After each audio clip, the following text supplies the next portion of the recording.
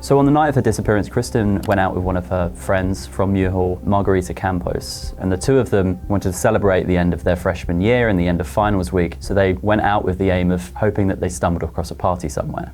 It was also Memorial Day weekend, so a lot of the students were out of town, which meant parties were going to be hard to come by. They did actually end up stumbling upon a party, and it was a small gathering of a few friends that were sitting around talking, playing video games. Margarita and Kristin stayed for a few hours. Each of them had one beer, and Margarita was kind of bored with the function and decided that she wanted to go back to the dorm, but Kristin was determined to stay out. So the two girls went their separate ways. After Margarita went home, Kristin continued on, and she eventually ended up at 135 Crandall Way, where she discovered another party.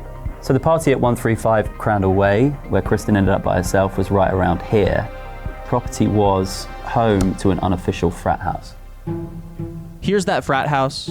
It's on one of the many quaint residential streets in SLO near the Cal Poly campus. So 135 Crandall Way was roughly a 10-minute walk from where Kristin lived at Muir Hall. So numerous partygoers testified later on that they didn't see Kristin drinking at the party, but she did appear to be intoxicated. So there was a reported spate of campus spiking incidents at Cal Poly at the time, and many believe that Kristin may have fallen victim to one of those that night. At approximately 2 a.m. the following morning, Kristin Smart was found passed out on the front lawn outside of that party as the party was coming to an end.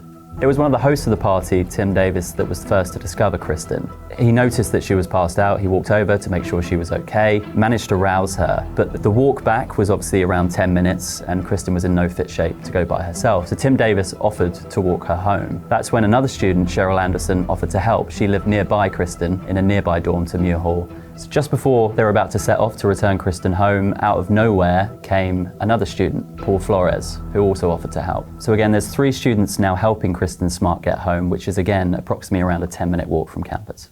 Here's what that walk may have looked like. So Tim Davis, who was the first to discover Kristin, turned back eventually, and then that just left Cheryl Anderson with Kristin and Paul Flores. So the walk home was slow. They had to keep stopping to prop Kristin up. Paul told Cheryl Anderson that she could go on ahead if she wanted to, but ultimately she decided to stay around because she thought Paul was behaving slightly creepily.